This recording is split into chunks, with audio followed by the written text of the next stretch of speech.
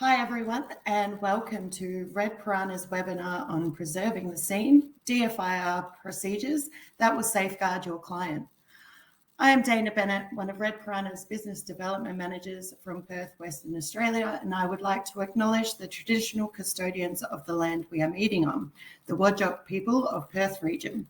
We wish to acknowledge and respect their continuing culture and the contribution they make to the life of this city and this region. I am joined today by two of our security experts.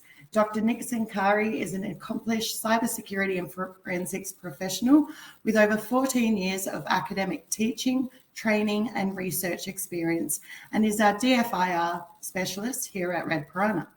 Along with Amir Dash, a network security architect with over 15 years experience in system security analysis and technical customer support. Also joining us, our amazing CSM, Rhea, who will be moderating today. If you have any questions, pop them in the chat on the right-hand side, and we will get to them towards the end of this session. A quick recap on who we are here at Red Piranha. Born out of frustration, our CEO and founder identified a lack in the market where SMEs had limited access to holistic cybersecurity solutions and financial capacity to hire in-house cyber experts. Our crown jewel, Crystal Eye, went to market in 2018, entering as an advanced firewall, which today has been categorized by Gartner as XDR, Extended Detection and Response. Headquartered out of Perth, Western Australia, we are now over 70 staff and 400 partners globally, with security operations centres in Perth and Sydney, New South Wales, offering complete data sovereignty capability. No other company is currently meeting here in Australia.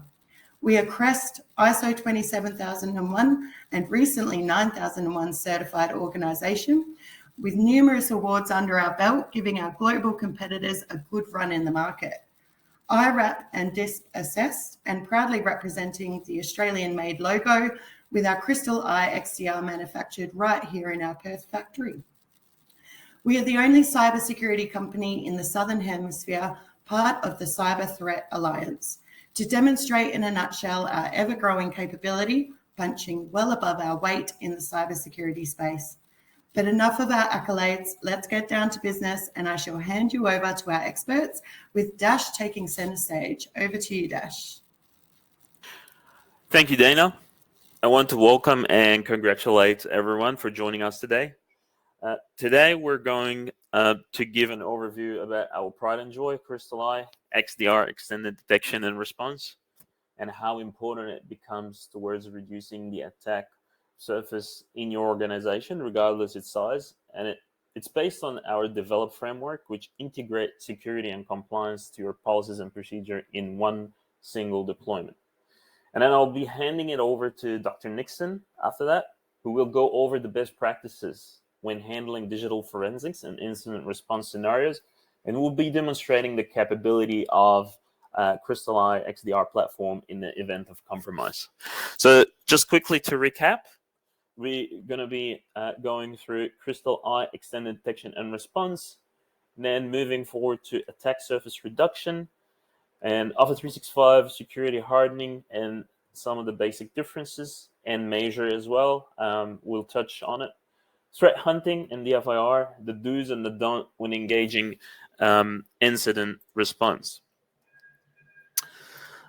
From engineers to academic to ethical hacker, we work to develop the most exhaustive and effective security controls available on the market. So our pioneering product, Crystal Eye Extended Detection and Response platform, we pioneer in it as a unified security platform, as it quickly detects security incident anywhere across your business. It automatically responds and shut down threat, not just alert, but as well automatically respond. So rapid deployment, you got simple configuration, and you get customizable alert tuning. So what is XDR? So XDR is an extension of a unified threat management platform. We've sort of built it around those 5 pillars of cybersecurity. So that's identify, protect, detect, respond, and recover. And This is all managed through our orchestrator platform. XDR is tightly integrated technology stack that includes managed detection and response, integrated security management, and integrated risk management. So all of these technologies are included in the XDR technology stack, and this is greatly reduces the overhead and the cost when it comes to getting really mature into the cybersecurity cloud. Enough about the XDR. And if you really want to know more about it, we will share some of our video materials here in the session. But we're here today to know more about CSER, our newest attack surface reduction point-to-point protection solution, endpoint protection solution. But let's not waste any more time and let's get into it. As explained before, XDR is an extension on the Unified Threat Management Platform, and we've sort of built it around 5 pillars of cybersecurity. So that's identify, protect, and we'll expand our knowledge into it more in the next few slides with detect and respond and recover.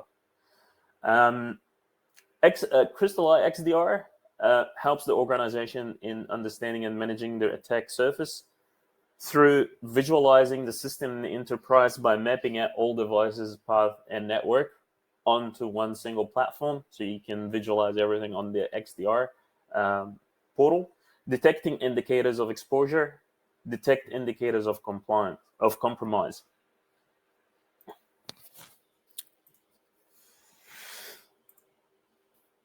As you can see here, why most of the attacks are successful is because 30% of the user open mails of attackers, 10% click on attachment or links, 63% of passwords are weak and default or stolen, 58% of users accidentally share information, and that increases the need as well as the risk. So attack surface reduction is hardening the place where threat is likely to attack, closing gaps to reduce the risks. Red Piranha, Crystal Eye, and its newly endpoint solution, CSER, has numerous features to do this without blocking user productivity, and you as a partner can customize them to fit your organization use and needs. You can even audit these features before enforcing it to understand how they might impact your environment. So let's look at some of these attack surface reduction capabilities and other cool features, starting with hardware-based isolation in the next slide. Why reduce attack surface reduction? We're all aware of the standard network diagramming, which is a switch, and then a router, and then a firewall. And then everything goes out to the internet, which, it was the same process that we've been following since the 80s and the 90s. Now, especially that we moving or swapping that model with a secure web gateway. Now, obviously, there is the cloud stuff sitting behind it, servers, and whatever else goes behind that with access broker, and lots of complexity there. But from the internal side, we still have endpoints that still connect out to the internet, and we need to monitor everything that's coming and going in that space. That's the point of endpoint protection, and this is why they became so important. Some of the features that we discussed earlier that will and then highlighted in our endpoint protection CSER app will be the hardware-based isolation, which is protect system from advanced attack while helping to keep user productive. It isolates untrusted website and PDF document in a lightweight container, separate from the rest of the system. You define what is trusted, everything else is not. If the website or a PDF turns out to be malicious, it limits to the sandbox, and once the user closes the session, the threat is wiped away, along with any damage it might have done inside the container. So the Red Piranha CSER endpoint sensor are part of a container, and it will report potential threat back to your console. So from the Red Piranha portal, you can manage and deploy the CSER app. So you really centralize your management and your troubleshooting. So even through threat is gone, you still have the visibility to it. while hardware-based isolation helped to reduce attack surface area by isolating untrusted website. Another amazing feature, which is application control. Application control is securing endpoint can prevent untrusted application from running. Trusting everything and blocking apps that prove malicious. There are simply too many apps and too little time. A better model is trust nothing until it earns your trust. That's the idea behind the application control. You can identify application you trust. The circle of trust and application control only allows those applications to run. And don't worry, application control makes defining the circle of trust very easy. So at first, you can trust all app that has good repetition. Let's say it's from the Red Piranha trusted portal or from your organization trusted app. And you can also automatically trust application that get deployed through the Red Piranha marketplace. Moving along to controlled folder access. What if a malware, for example, finds its way around all the other protection onto your machine? Let's say, for example, a ransomware. Once it's on the machine, it can begin file encryption, holding your files hostage. This is where controlled folder access can help to protect your valuable data. It's very easy. You specify the protected folders and only allow trusted apps to access them. So Red Piranha Caesar endpoint protection adds apps to the trusted apps list based on their prevalence and repetition. If an app isn't trusted, control folder access blocks the changing file in the protected folder. Network protection as well. Network protection blocks traffic and offers similar protection for your network connection. It blocks access to low repetition internet destination by leveraging the Red Piranha intelligence about threat landscape. It extends to block all outbound traffic to dangerous internet resources by any application or any browser. Additionally, network protection enable other capabilities like custom IPs and URL allow and block lists. With device control security, you can allow or block and prevent threat that may contain, and you can get rather granular with this configuration. For example, you can allow or deny write access to allow removable disks or by USB vendor ID. And you can enable direct memory access protection to mitigate DMA attacks, including kernel DMA protection. By using attack surface reduction rule, you can block untrusted or unsigned processes that run from USB. And these are just a few of the attack surface reduction capabilities that were introduced recently into our Caesar app and should reduce the exposure of the attack surface in your machines. Now I'll be handing it over for the cyber threat hunting, where I'll be handing it over to Dr. Nixon.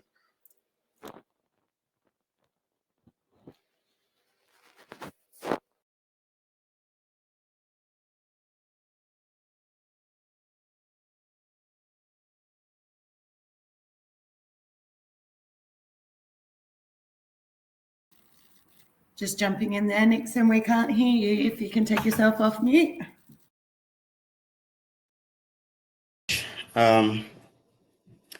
Thank you everyone for joining this webinar session. My name is Nixon and I'm a technical training manager and DFIR specialist at Red Piranha based in Perth. I'll be taking you through this second session in understanding threat hunting and DFIR using Crystal Eye. So it is a known fact that many organizations struggle to prevent adversaries from getting into their network. And this is because once inside, most attackers will always try to stealthily remain in there, and they collect data, look for confidential documents or information, obtain login credentials that will allow them to move literally across the organization network. Moreover, after a breach, many organizations also lack advanced detection capabilities that are needed to stop advanced persistent threats from remaining in their network.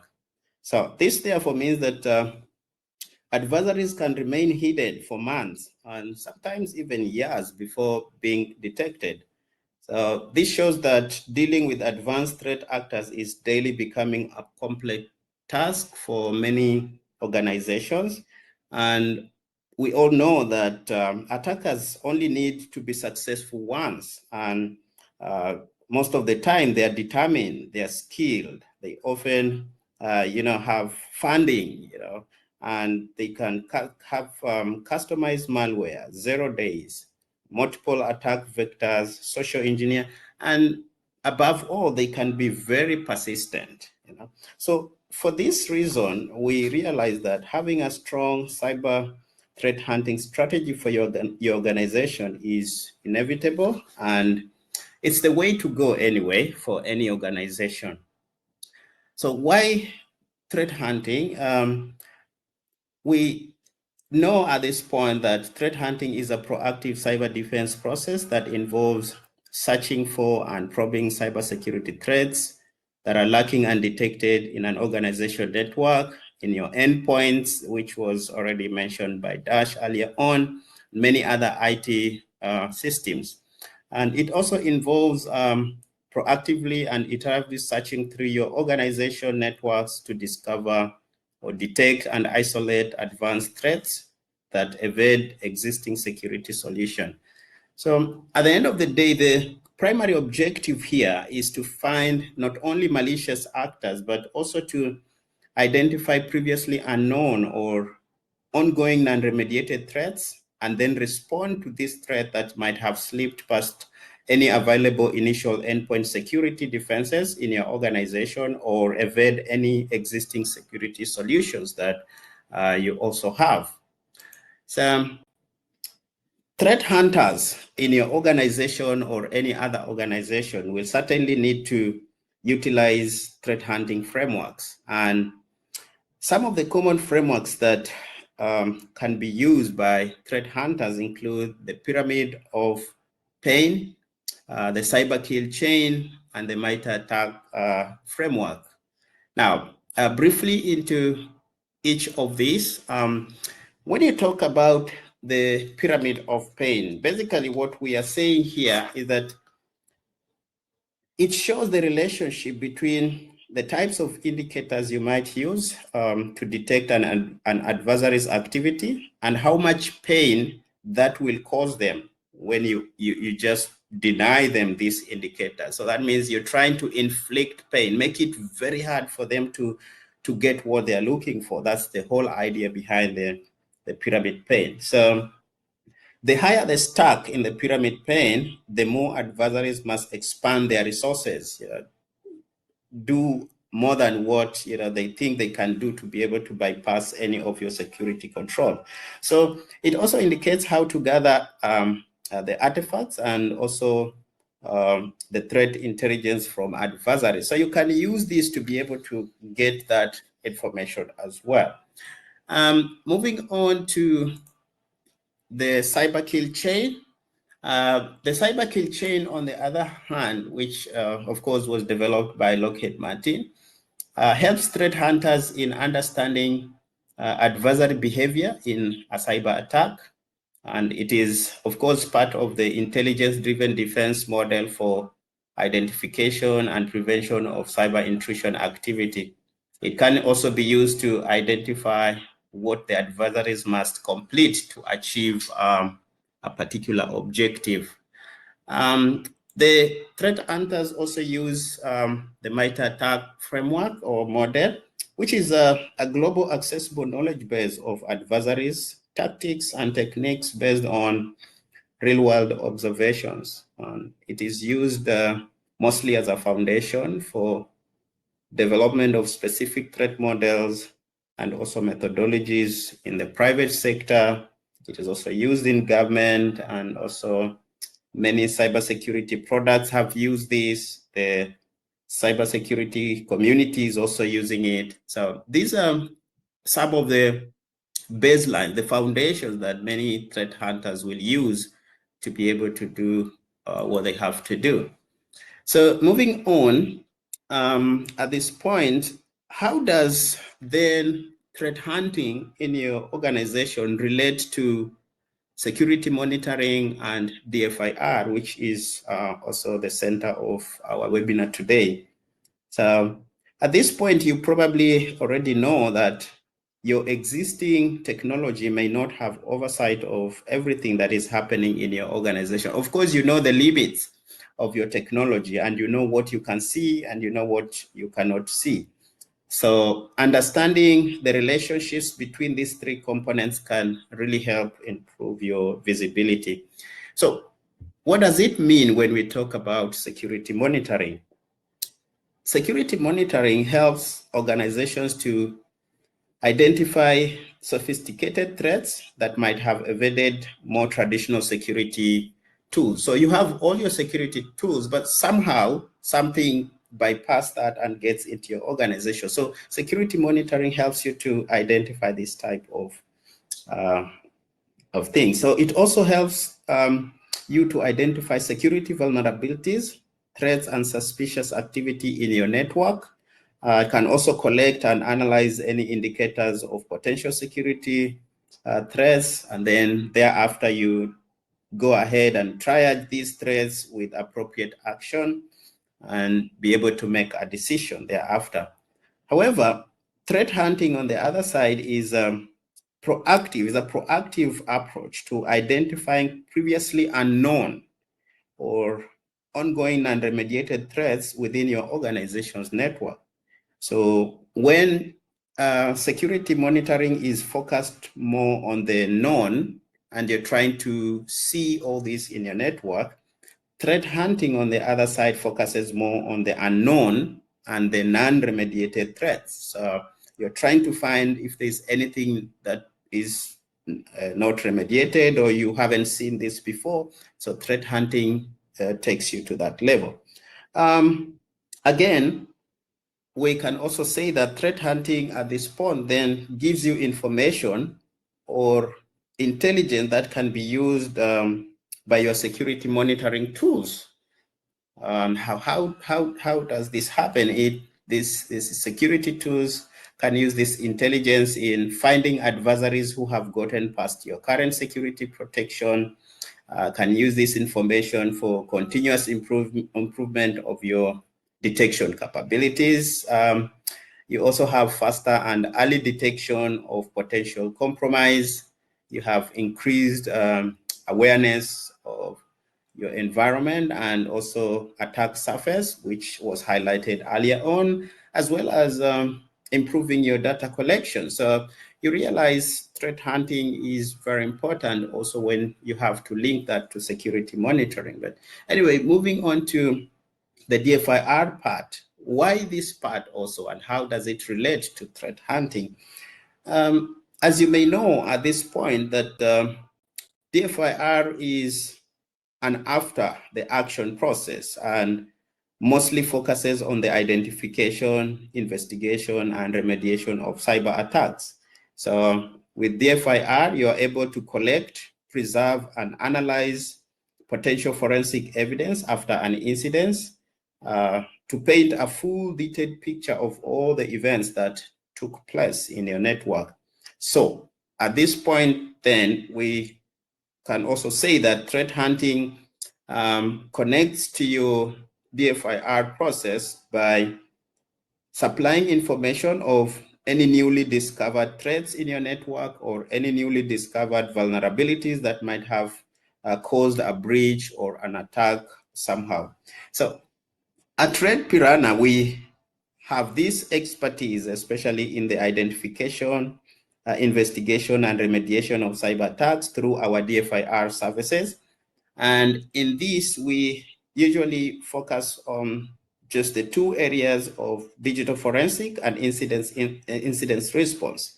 So when it comes to digital forensic, we focus on forensic data collection, examining system data, discover user activities, and other pieces of digital evidence to determine if an attack occurred or if it is in progress and who may be behind this activity. So that's part of our digital forensic process. On our incident response services, we focus mostly on the process that organizations should follow to prepare for incidences or detect incidences, investigate, contain, and recover from a data breach. So that's also what we do.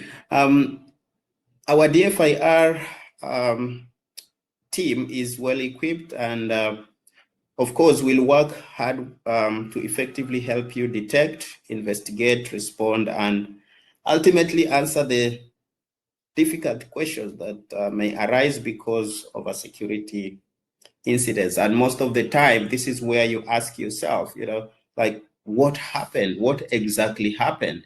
Who was, behind this particular attack? Like, where is my data? Has someone, taken it or encrypted it, or where exactly is my data? Can I recover my data? If someone, somehow in the case of a ransomware, so where is the data? Can you get this data? And many other questions, of course, in an incident. When an incident happens, you have all these questions. So we try as much to help you through the process and answer these particular questions. Now, at this particular point, I want to highlight a few things that have already been said.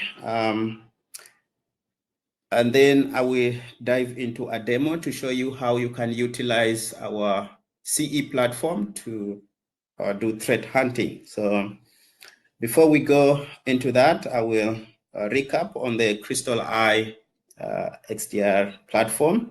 So the platform has been designed to help organizations to quickly detect security incidents anywhere across the business and automatically responds to shut down threats and minimize the impact to business organizations.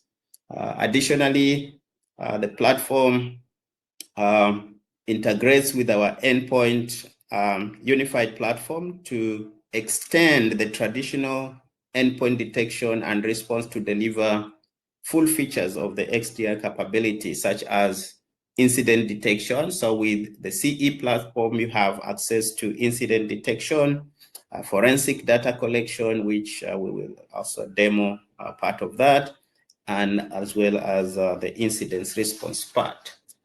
So at this point, I want to briefly go through the DFIR phases, and this is what also guides us here at Red Piranha. So at this point, your client has had a breach and you're thinking, now what? You're wondering, what should I do next? Because you have somehow seen or someone has reported a breach. So being an MSP, it means that you already have an engagement partnership with Red Piranha. The truth about this engagement is that our DFIR services are all inclusive in our product, and all this is also highlighted in our SLAs. So when you have this engagement, you therefore have full access to our expertise and also the tool set to help your organization to prepare, to identify, to contain, eradicate, and recover, as well as improve. So that means you have a full access to all these phases, from preparation all the way to improvement. So in this case, when an incident occurs, then CE gives you that ability to be able to go through. And of course, Red Piranha will always work with you to go through all these phases until you are back on track. And the other good thing about it is that CE will give you also the ability to escalate. If you find an incident that you're not sure about, you can understand this. CE gives you that ability to escalate this to Red Piranha SOC team, and then the team will analyze this, and I will also demo that part shortly so that you can see how that escalation process is handled. One of the things that we value at Red Piranha is preparation. And our XDR platform is designed to prepare you to manage and conduct a successful DFIR process. So if you do not prepare, it simply means that you do not have the ability to detect anything, you cannot contain anything, you cannot recover from security incidences. So everything at this point depends on how well you prepare to tackle security incidences. Failing to prepare for incidences, it means you can't conduct proper forensic investigation, you can't take corrective actions, and the truth about this is that you can see your company and its directors open to litigation if sensitive information is stolen or exploited. So this is a benefit, especially when you have this engagement with Red Piranha, because you have full access to a pool of experts. You may, whatever you may need at any point, Red Piranha is available and there to help you through. So consider engaging Red Piranha if anything like this happens, and we are ready to help you through any incident identification, containment, eradication, recovery, and improvement. That all the way from preparation 1 and improvement phase 6 in this category. So our engagement partnership also gives you a full incident response and monitoring policy and procedures as well, with the capabilities to execute when you really need to do that. So we outline this when we have this engagement, so you know what to do and when, because it's all outlined in the policies and procedures. One of the things I want to emphasize here is that during the incident identification phase, if you are a self-managed MSP, Crystal Eye gives you the ability to escalate an incident on your own. You don't have to even call us. You just escalate the incident, and then Red Piranha, utilizing our SOC as a service, we are able to see anything that is escalated to us. However, chances are that we probably will be contacting you before you escalate anything, because our partnership also means that we have the responsibility to help you with events monitoring, which is part of the managed detection and response services you receive from us through our CE SOC environment. You can also be sure that our MDR services will help you, in rapid detection, analysis, investigation, and also help you in actively respond to threats, allowing for quick containment, eradication, and recovery. Because if you recall earlier on, we said sometimes attackers can be there for months, years without being detected. But then when you invoke the DFIR process, that also takes another whole long time before you get your feedback. So in the end, whether you are a self-managed or non-self-managed MSP, you can count on us, because we are here to help you through all these processes. But unlike the self-managed MSP who get, an extra assurance level from us because you have full access to most of the features, non-self-managed MSP, on the other hand, we still get this, but on a, only on demand, because they probably need that extra engagement or MOU. So I will move into show you how you can use Crystal Eye to do your threat hunting. However, before I show you this, let me say that most of the time, organizations struggle to identify incidents accurately. Why? Because there's a lot of traffic. So we say the sheer volume of traffic and events on the network is just too much, which leads to information overload and false positives. So coordinating an organization-wide response with when you have a serious incidents, can also be very difficult. So with people unsure of what actions to do, we can lead or rather help you in this so that you can recover very, very quickly. Again, if I have to say this, that implementing a tried and tested incident response plan means that you are able to respond swiftly and effectively when things go wrong. And at Red Piranha, we will work together with you and make sure that everything is back, mitigate all the risk, as well as allowing for proper containment of incidents within the shortest time possible. And the good thing about doing this is that you have, reduced time to act, you reduced effort and cost, especially when you consider the manual incident response process. So we will be with you together to study and analyze any available information and work with you to understand where the security system failed and also to improve the handling of the event by looking at any existing security handling plans and make recommendations for improvement as well. So once you are logged into CE, I will go live and share my screen, which you should be able to see.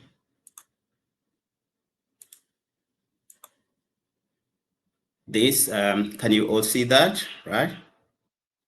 Yeah. So once you log into CE, yep. This is the place where you will land. And on this left-hand side, you have all the dashboards available for you.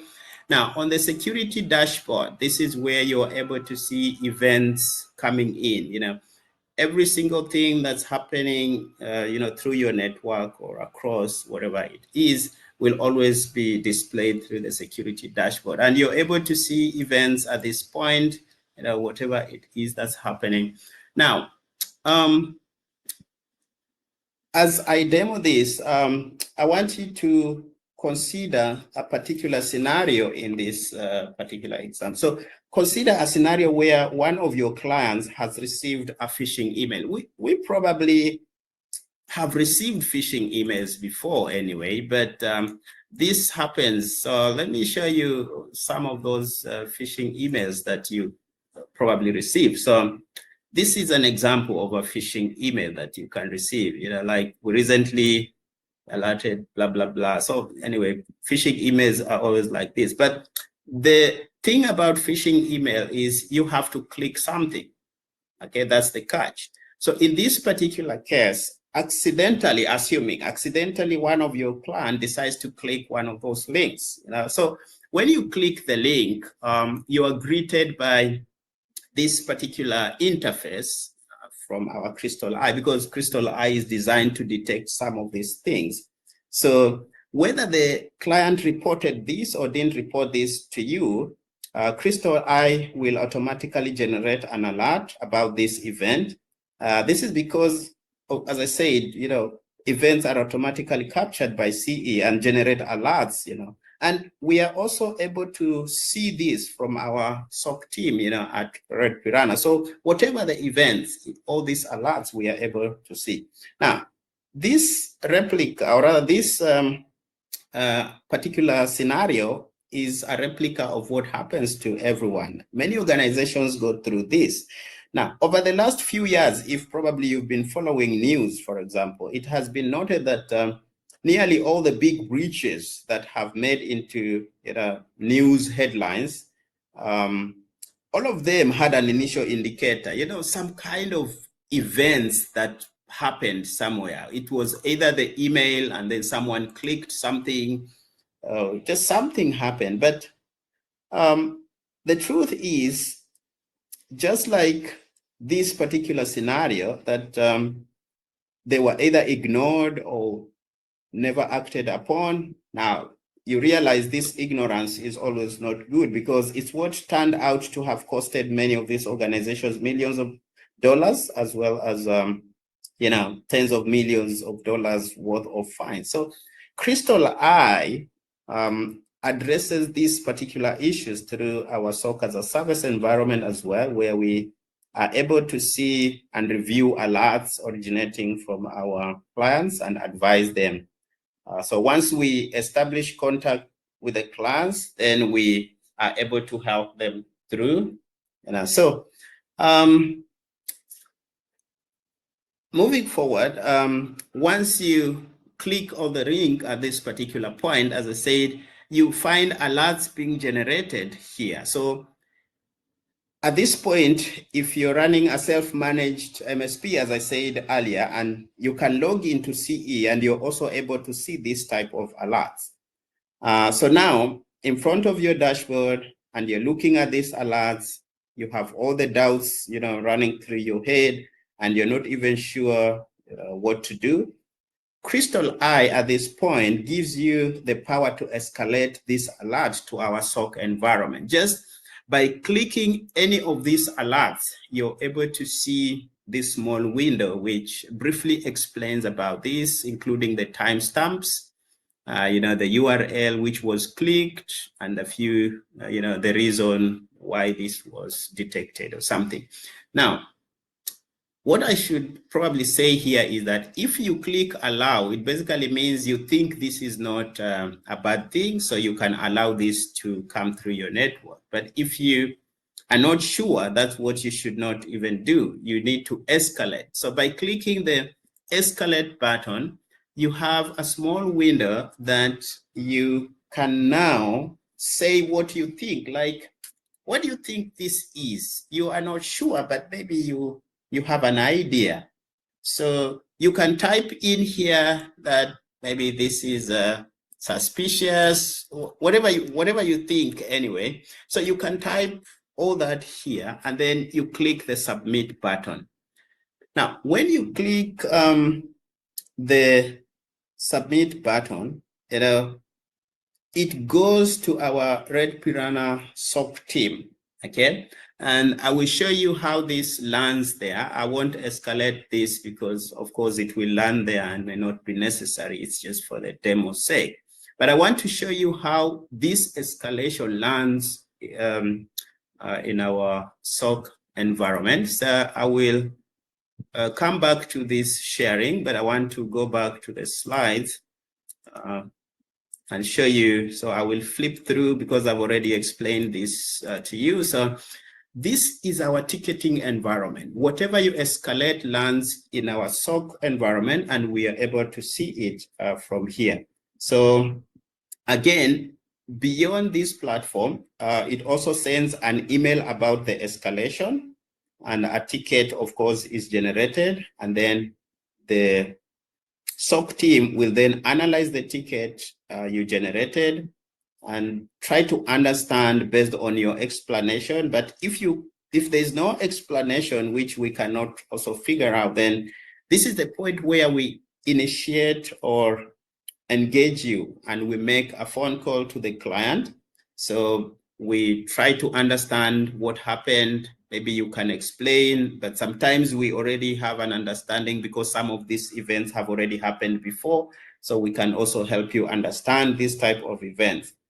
But once we make this call and somehow you agree that Red Piranha should help in this analysis, then we initiate an initial investigation into this incident. So the primary aim at this point is to either verify or rule out that the breach you reported is something very serious or not serious. And we do this by looking at the different artifacts associated with the breach, and then we analyze them and give recommendation.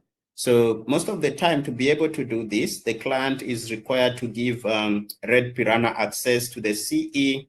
And you do this by adding an account that we can use to access your network.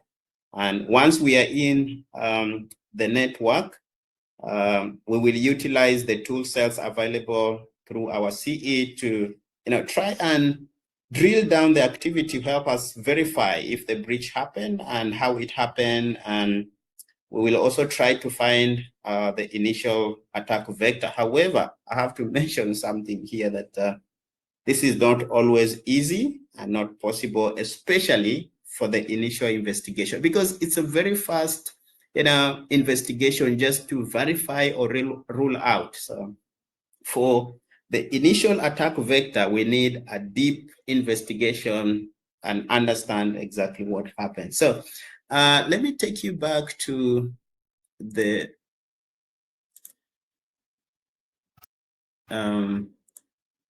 CE platform. I want to show you something else here. So once we have that engagement and we have agreed that we need to do an initial investigation, and assuming at this point you have given us access to your network through CE, so we get in and we still land here and we have the threat hunting part. Now, this is a new feature coming up in 4.5. Crystal Eye 4.5. So when you click threat hunting, it opens a new window with a whole different dashboard.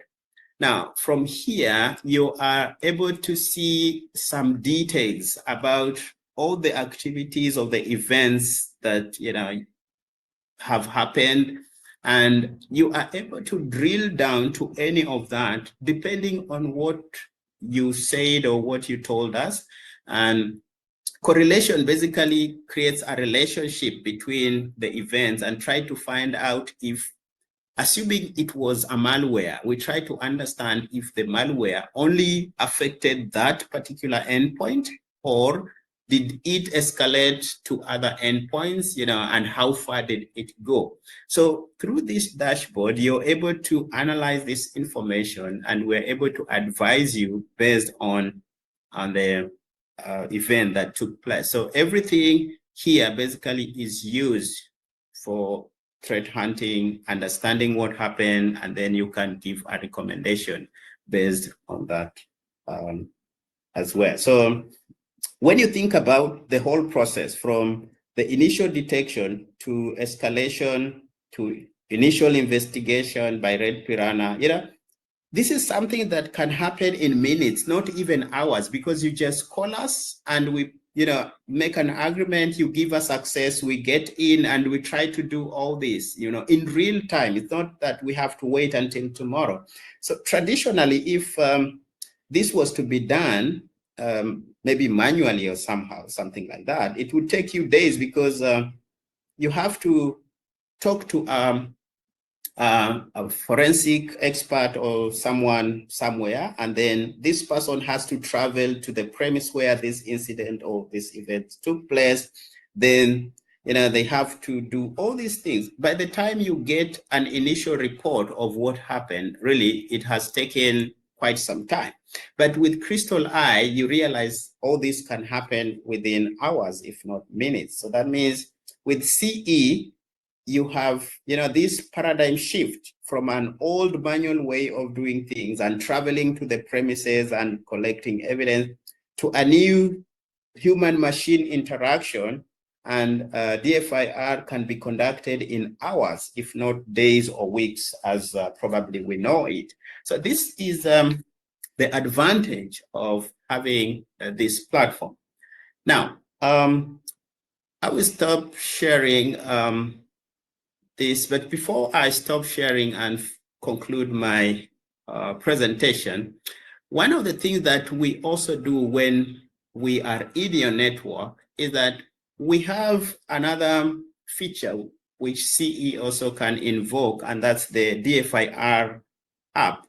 Now, the DFIR app, I'll share my screen here. Hopefully you can see that, right?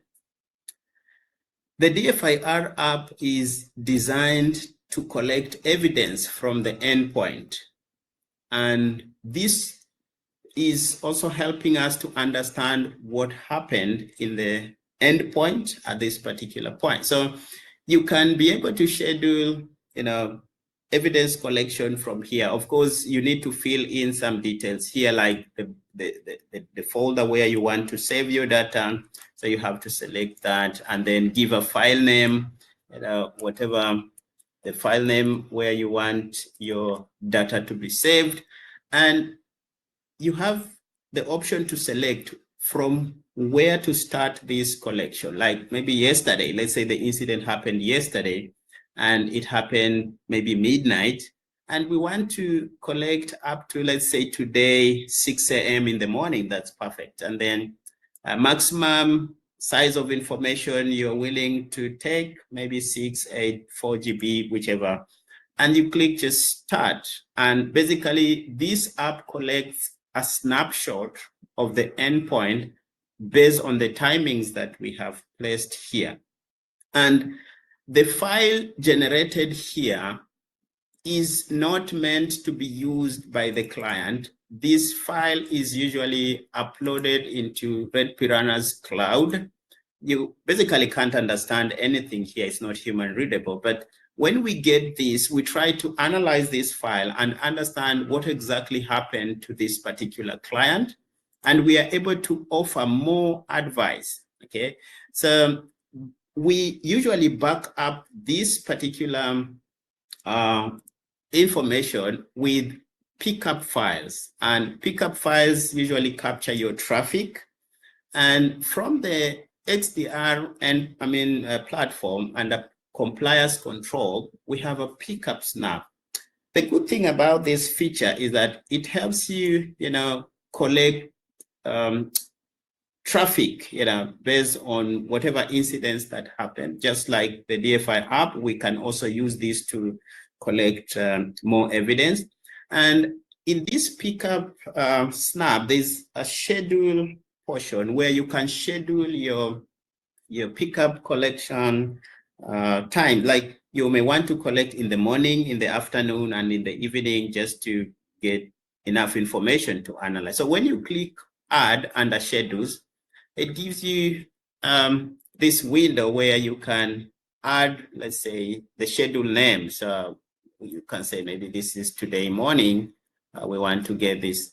And maybe you can say the start time. So this one, we will say it's morning and it's a one time, and you can set the time that you want to collect. So if you say today, and then what time do you want to start the collection? Of course, you have to select that and just click apply, and then you add that, and then it adds a pickup scheduled here. Now, within that time that you have scheduled, it will collect network traffic, which we can also use to analyze. So the pickup files and the DFIR app give us the information that we need to analyze. So one of the things that we also do is that when we do this analysis, we prepare a situation report. And I want to show you an example of the situation report that we send to the client after we analyze the information. So this report gives you an idea of what we were able to see based on the evidence that we had and analyzed. So it's either the attack was there, is underway, or is not there. And we give conclusions about what you can do and recommendations also of what you cannot do. So this report is what we send back to the client, and then further actions can probably be taken. So I will go back to the slide so that I can conclude at this point. So I will flip through this part because I've already explained this part as well. So after the investigation and you have received your situation report, if you require a comprehensive investigation, then again we can move forward with you and analyze more evidence, collect more evidence, analyze it, and give more information or more recommendations about that as well. So all this again needs the client consent, and we are able to help you through.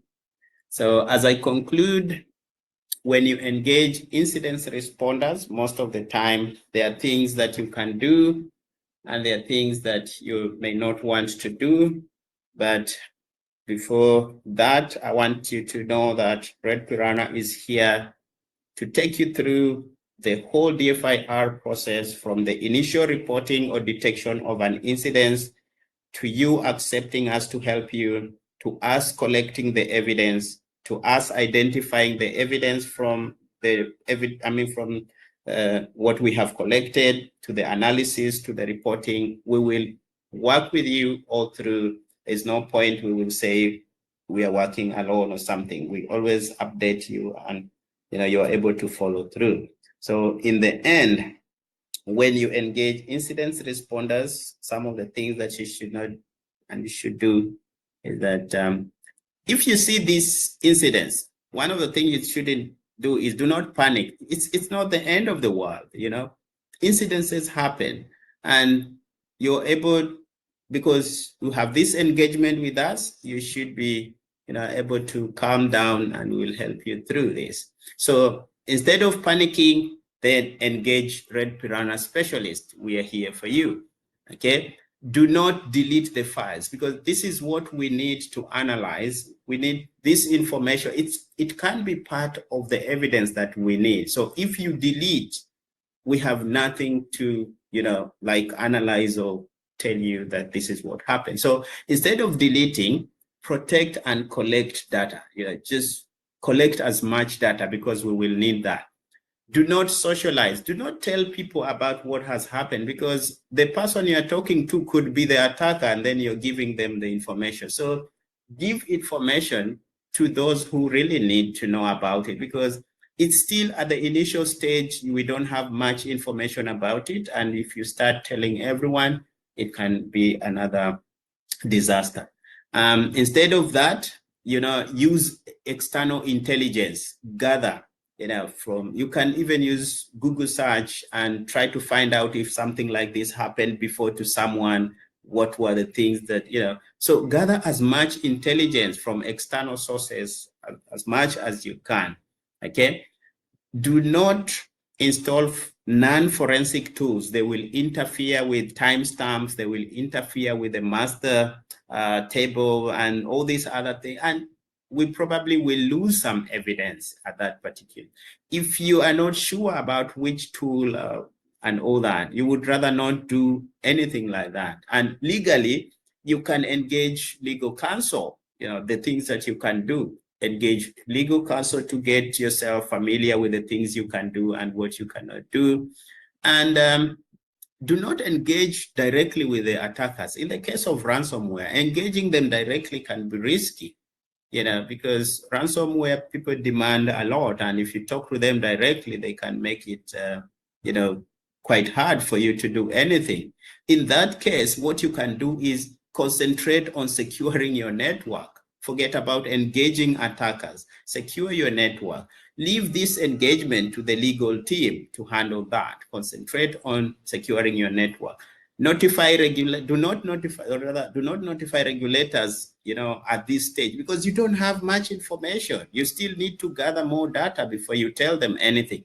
You can report, you know, an incident that probably wasn't supposed to, or you report it wrongly because you didn't have enough information about it. So again, instead of that, keep safeguarding your systems, you know, everything intact. Collect logs, you know, because we also need these for forensic analysis. And your IR plan, of course, it's something that we will have already started with you by engaging you in a call. And every single time, create a factual log of every single thing that you do, because it helps you to know what you did from the beginning to the end. Do not shut down infected systems. You will lose volatile data from memory. We also need to analyze this information.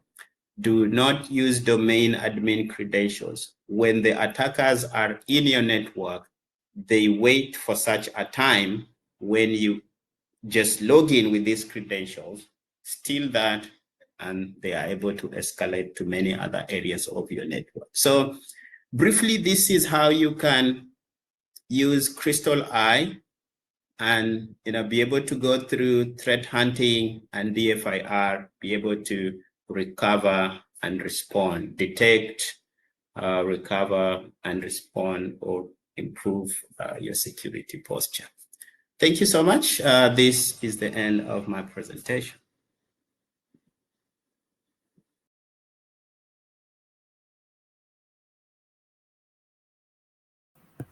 All right, thank you, Dash and Nixon. Do we have any questions? Pop them in the right-hand side.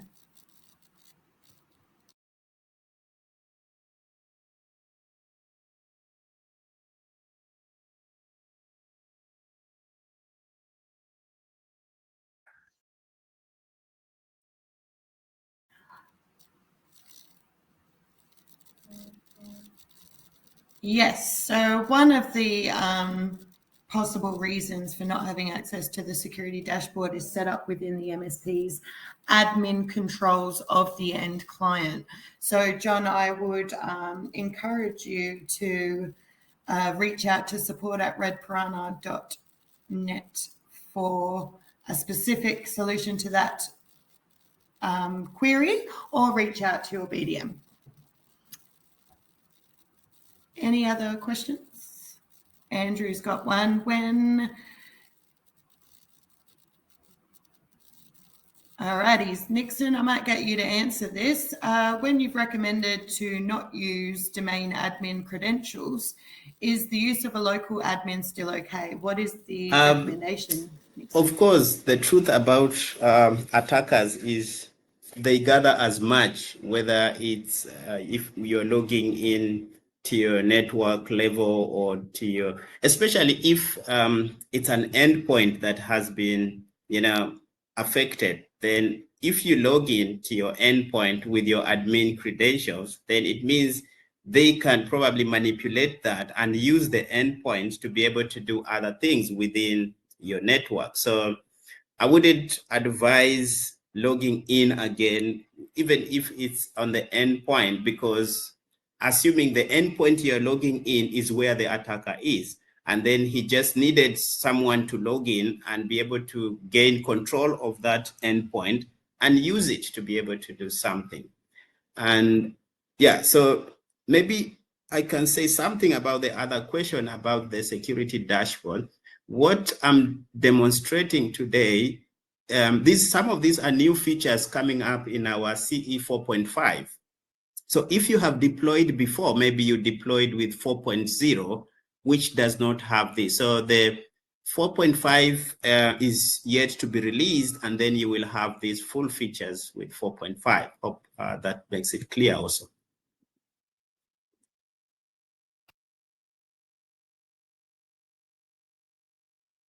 All right, next question. Cyril, is there an MTR option on the roadmap? It's already a function of Red Piranha, termed managed detection and response. We have 3 levels available for our customers, where we have the integrated SIEM through the Crystal Eye appliance, and you can opt into silver, which is included with all appliances, and gold and platinum managed detection and response. So yes, we do have that capability. And again, I suggest you reach out to your local BDM or myself, if you're not sure who that is, to be able to go into that in more detail for you after this webinar. Moving on to Peter's question, is DFIR additional paid service for partners? I can also answer this question. So, depending on the level of managed detection and response you have will be the level of interaction with the threat hunting and incident response. However, yes, it is an additional service for that incident response to be enacted. So you will be notified of the incident, and then if you would like that response, you can press a button or arrange for your PCAP analysis, and the team will get onto that in minutes. The beauty of the Crystal Eye XDR platform is that if you were not to have the Crystal Eye in the network, that PCAP analysis requirement is manual and time costly. So having Crystal Eye in the network, when you click the button, it can be done in a matter of minutes, and the team can be onto it in a matter of minutes. And the cost is reduced because it is automated. We can go through the pricings directly with you, Andrew. Again, reach out to your BDM after the webinar. And if you don't have their details, feel free to give myself a call or an email. And yes, Kevin, you are correct. There are 10 hours included in our eCISO service, which is a bundled service inclusion offering that we have. Any other questions? No problems at all, Peter. There's And another one thank you, from John, Andrew, for attending. Dana? Yes, will you have this?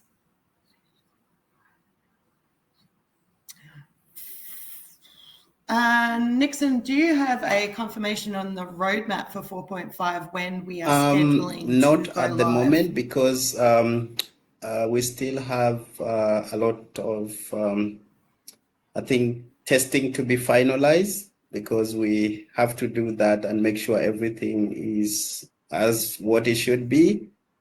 I can't give a timeline on the testing, but that should be concluded very soon, and this should be probably communicated, and maybe MSPs and clients should be able to get this as soon as possible.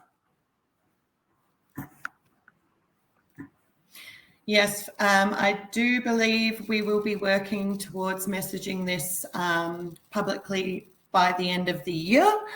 So stay tuned. We will get some updates to you as soon as possible.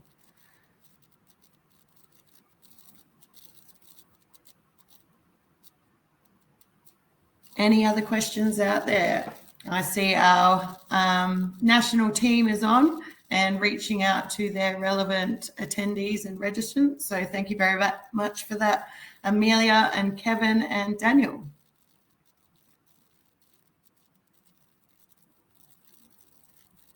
Thank you, Sagar.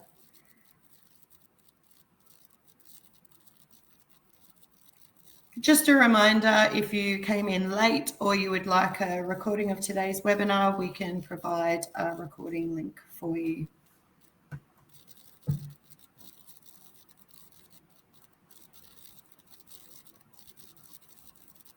Thank you, John. Will do, Cyril.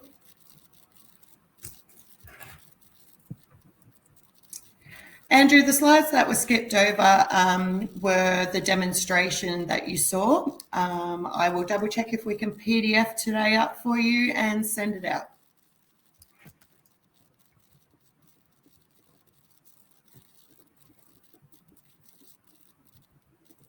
No problems.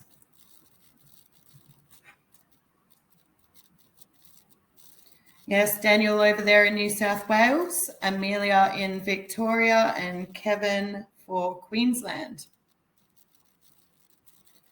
No problems, Rupert. Thank you for joining. Thank you for everyone joining.